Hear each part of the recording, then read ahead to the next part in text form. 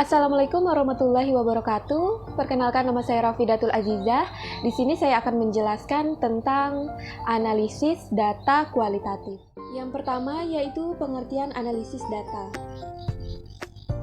Pengertian analisis data kualitatif menurut Borgan dan Bicklin pada tahun 1982 adalah upaya yang dilakukan dengan jalan bekerja dengan data, mengorganisasikan data, memilah-milahnya menjadi satuan yang dapat dikelola, menginsentifiskannya, mencari dan menemukan pola, menemukan apa yang penting dan apa yang dipelajari, dan memutuskan apa yang dapat diceritakan kepada orang lain.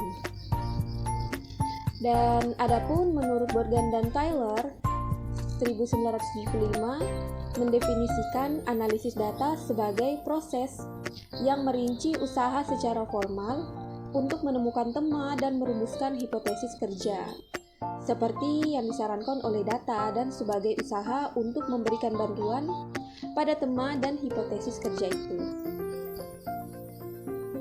Berdasarkan pada penjelasan yang telah dikembangkan oleh Agus Salim 2006, dapat dijelaskan secara ringkas sebagai berikut. Ini merupakan langkah-langkah pengolahan data kualitatif. Yang pertama ada reduksi data reduction. Dalam tahap ini, peneliti melakukan pemilihan dan pemusatan perhatian untuk penyederhanaan, abstraksi, dan transformasi data kasar yang diperoleh. Yang kedua yaitu penyajian data atau data display. Peneliti mengembangkan sebuah deskripsi informasi tersusun untuk menarik kesimpulan dan pengambilan tindakan.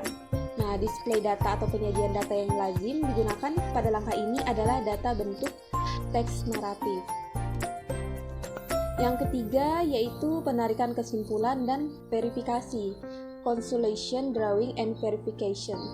Peneliti berusaha menarik kesimpulan dan melakukan verifikasi dengan mencari makna dari setiap gejala yang telah diperoleh dari lapangan, mencatat keteraturan dan konfigurasi yang mungkin ada, alur kausalitas dari fenomena dan proposisi. Selanjutnya ada analisis data kualitatif menurut Seidel. Proses perjalanannya yaitu yang pertama, mencatat yang menghasilkan catatan lapangan. Dengan hal itu diberi kode dengar sumber datanya tetap ditelusuri. Kode agar sumber datanya tetap ditelusuri. Yang B, mengumpulkan, memilah-milah, mengklasifikasikan, menginsintesiskan, membuat ikhtisar, dan membuat indeksnya.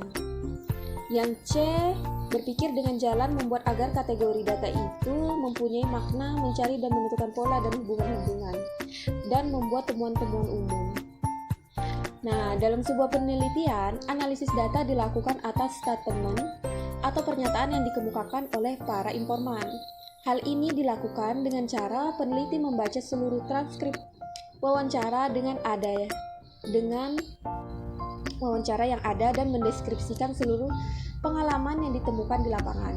Berdasarkan upaya, pada tahap yang dikemukakan tersebut akan ditemui dan akan diketahui makna, baik makna konotatif, denotatif, atau makna implisit dan eksplisit dari pernyataan atau topik atau objek. Selanjutnya, uraian makna itu sendiri akan memperlihatkan tema-tema makna, meaning stems, yang menunjukkan kecenderungan arah, jawaban, atau pengertian yang dimaksud oleh para informan. Serta aspek penting lain yang dianalisis dalam fenomenologis adalah penjelasan holistik dan umum tentang sebuah pembicaraan dengan subjek penelitian. Dari penjelasan umum tersebut harus ditarik keterkaitan antar makna yang dikembangkan pada setiap topik yang dibicarakan selama proses wawancara berlangsung. Keabsahan data penelitian dapat dilihat dari kemampuan menilai data dari aspek validitas dan reliabilitas data penelitian. Untuk menguji validitas penelitian dapat dilakukan dengan metode triangulasi di mana peneliti menemukan kesepahaman dengan subjek penelitian. Sedangkan reliabilitas dapat dilakukan dengan melakukan atau menerapkan prosedur field note atau catatan lapangan dengan prosedur yang akan ditetapkan. Agar mendapatkan gambaran yang memuaskan dari sebuah hasil wawancara, karena peneliti ini menerapkan wawancara sebagai alat pengumpulan data yang pokok, nah maka dapat ditempuh tahap-tahap sebagai berikut. Yang pertama yaitu memahami catatan secara keseluruhan.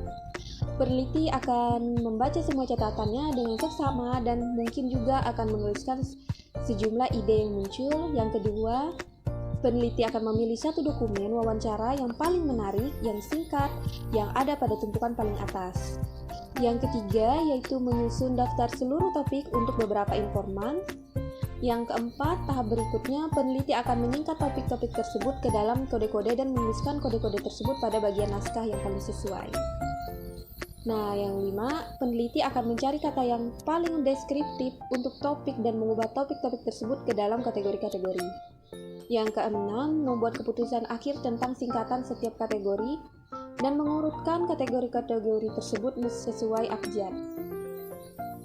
Yang ketujuh, mengumpulkan setiap materi yang ada dalam satu tempat dan memulai melakukan analisis awal. Yang kedelapan, seandainya diperlukan, akan disusun kode-kode terhadap data yang sudah ada. Terima kasih, kurang dan lebihnya saya mohon maaf. Wassalamualaikum warahmatullahi wabarakatuh.